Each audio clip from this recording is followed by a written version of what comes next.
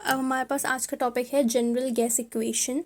हमने we have covered the 3 laws, Boyle's law, Charles' law, ये 2 cover किए हैं। अभी हमारे पास एक और लॉ होता है, इसको बोलते हैं एवोगैड्रोस लॉ, विच स्टेट्स के volume is directly proportional to number of moles.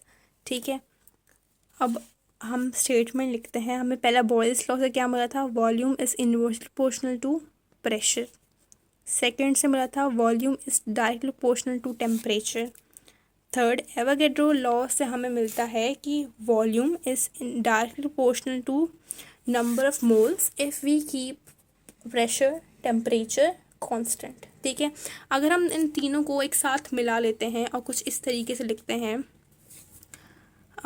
Volume directly proportional है एन टी अपॉन पी से, तो ये सही है। ठीक है, हम जब ये प्रोपोर्शनैलिटी की साइन हटाएंगे, यहाँ पर से कांस्टेंट आता है, इसको बोलते हैं जनरल गैस इक्वेशन कांस्टेंट।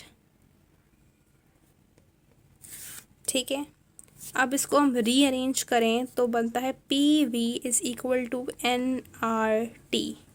ये मेरे पास बन गया क्या, मेरे पास जनरल गैस इक्वेशन बन गई ये। अब इस जनरल गैस इक्वेशन की बहुत सारी फॉर्म्स हैं, जैसे कि we have studied Charles law की 3 फॉर्म पढ़ी, हमने बॉयल्स लॉ की फॉर्म पढ़ी, वैसे ही जनरल गैस इक्वेशन की भी फॉर्म्स होती हैं।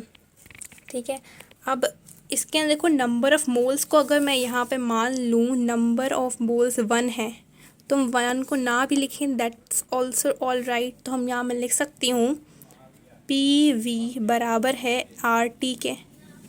ठीक है, और मैं एक और काम भी कर सकती हूँ यहाँ पे कि अगर मैं आर भी ना लिखूँ, तो अगर आर को डायरेक्टली प्रोपोर्शनल कर दूँ ऐसे करके पी वी अपॉन टी, ये भी बन सकता है। इससे मेरे पास एक चीज़ ड्राइव होती है जिसको मैं लिखते हैं P1 V1 अपॉन T1 बराबर है P2 V2 अपॉन T2 के। ये हमारे पास हो गई second form general gas equation की। फर्स्ट फॉर्म ये थी, सेकेंड फॉर्म ये रही। ठीक है, अब इसकी एक और फॉर्म है जो होती है on the basis of density.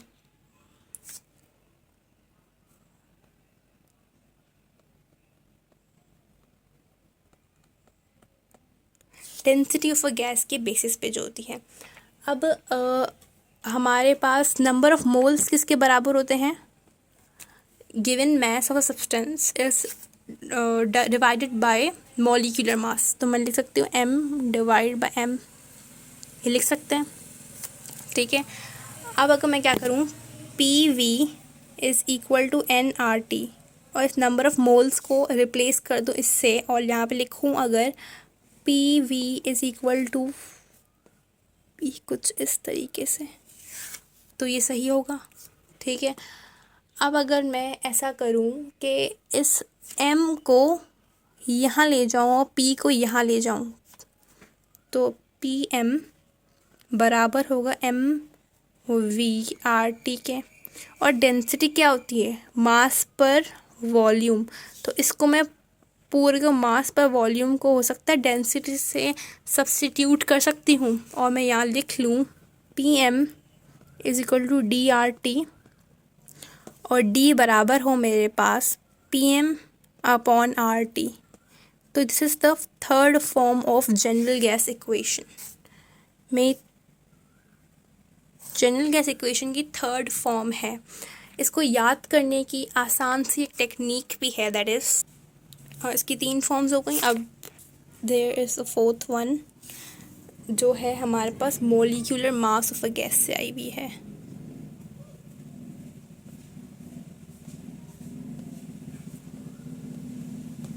Molecular mass of gas से आई है।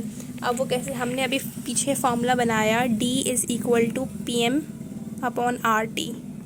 ठीक है, अगर मैं इसको अरेंज करके कुछ इस तरीके से लिख दूँ, m is equal to D R T upon P, तो मेरे पास ये चौथा फॉर्मूला बनता है जनरल गैस इक्वेशन का। अब आप सोच रहे हो कि ये फॉर्मूलाज क्यों बना दिए। अब इससे डायरेक्ट एमसीक्यूज आता है। वो कैसे, आपको गैस के प्रेशर दे दिया, आपको जनरल गैस कांस्टेंट दे दिया, आपको टेम्परेचर दे दिया। अब बोला इस गैस का बताओ मॉलिक्यूलर मास क्या होगा। तो अगर आपको ये फॉर्मूला आएगा तो यू कुड एक्चुअली आप आसानी से निकाल भी पाओगे कि क्या इसका मॉलिक्यूलर मास होगा।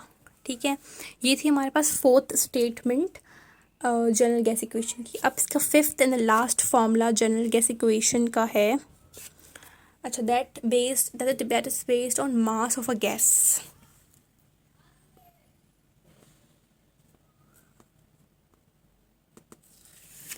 ठीक है, अब वो कैसे, हमने पीछे फॉर्मूला बनाया था,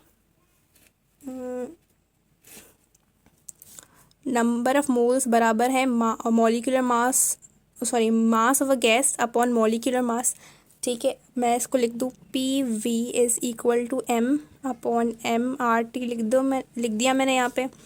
अब मैंने मास ऑफ गैस के हिसाब से लाना है, तो ये एम वहाँ चला जाएगा, पी वी एम हो जाएगा और एम आर टी हो गया। ये बराबर हो जाएगा, फिर एम बराबर होगा P V M upon R T, इसके बराबर हो जाएगा। ये हो गया हमारे पास फिफ्थ फॉर्मूला जनरल गैस का। Is it clear? Now let's write एक साथ सारे हम लोग 5 जो फॉर्मूलाज हैं जनरल गैस इक्वेशन के वो लिखते हैं। फर्स्ट जो सबको आता है, the easiest one, P V is equal to N R T. ठीक है, सेकेंड हमारे पास क्या है, P one V one upon T one बराबर है P two V two upon T two के। थर्ड क्या है, D is equal to P M upon R T. ये मैंने बताया कैसे, मैंने हमने याद किया, इसकी ट्रिक बता दी मैंने। ठीक है, फोर्थ हमारे पास है किससे है, मॉलिक्यूलर मास से है, M is equal to D R T upon क्या था, अपॉन पी। ठीक है, आप इसकी भी ट्रिक बना सकते हो ऐसे कुछ करके। और फिफ्थ हमारे पास फॉर्मूला है इसका, क्या था, m is equal to P V M upon R T. ठीक है, ये हमारे पास 5 फार्मूलाज हैं जनरल गैस इक्वेशन की। इसमें से डायरेक्ट फार्मूला नहीं पूछेगा, इससे आपको वर्ड प्रॉब्लम दे देगा, बताओ डेंसिटी बताओ इस गैस की, इसका मॉलिक्यूलर मास बताओ, इसका मास बताओ गैस का। तो you should know these all formulas. ठीक है।